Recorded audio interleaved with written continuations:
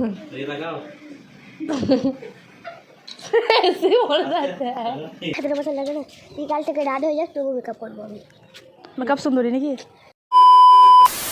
আসসালামু আলাইকুম এভরিওয়ান। তো আজ আমি যাচ্ছি আমার নানির বাড়ি, তাই রেডি হয়ে বেরিয়ে পড়েছি। আর আজকের ওয়েদারটা দেখো, পুরো মেঘলা মেঘলা আর বেশ হাওয়াও দিচ্ছিল। আর এইরকম ওয়েদার আমার খুবই ভালো লাগে। আর একটা কথা হচ্ছে যে প্রথমবার আমি একা একা আমার নানির বাড়ি যাচ্ছি। আর যতবার গেছি মায়ের সঙ্গে, না হয় দিদির সঙ্গে গেছি। আর একা একা যাওয়ার কারণ, আগের দিন মানে কাল বিকালে দিদি চলে গেছে, তাই আমি আজ যাচ্ছি। অন্যদের জানি না, বাট আমার তো একা একা কোথাও যেতে ভালো লাগে না। তো যাই হোক, তারপরে আমি টোটো থেকে নেমে হাঁটতে শুরু করে দিই। তো কিছুক্ষণ পর আমি চলে আসি। আর এটা হলো আমার খালার মেয়ে, আর এটা হলো আমার মামার মেয়ে। তারপরে ভিতরে চলে আসি। আর কিছুক্ষণ পর আমি খাওয়া দাওয়া করে নিই, যেহেতু আমি ক্যামেরা অন করতে ভুলে গেছিলাম, তার লাস্টের টুকুই নিয়ে নিলাম। আর আজকে মামারা যাচ্ছে শ্বশুর বাড়ি, মানে মামির মায়ের বাড়ি। তাই আমাদের গুবলু পুচকু ভাইটাকে এখানে রেডি করানো হচ্ছে। আর মাশাআল্লাহকে কতটা সুন্দর লাগছে দেখতে।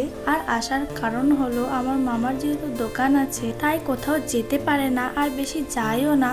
আর যেহেতু শ্বশুর বাড়ি যাচ্ছে, তার জন্য আমার দিদিকে বলেছিল একবার আসার জন্য, কারণ দোকানে কাউকে না কাউকে থাকতে হবে। রেডি হয়ে যাওয়ার পর এদিকে মামি আর মামা ফটো তুলছিল। আর ফটো তুলতে গিয়ে কি কাণ্ডটাই না হচ্ছে।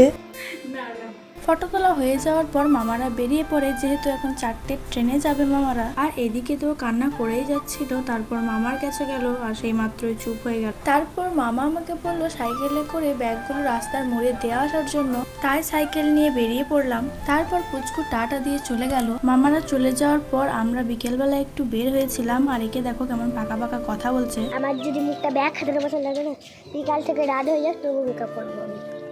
মেকআপ সুন্দরী নাকি? আমার মেকআপ সারা জীবনের জান। আমার মেকআপ সারা জীবনের জান। তো ভিডিওটা এখানেই এন্ড করলাম। আল্লাহ হাফিজ।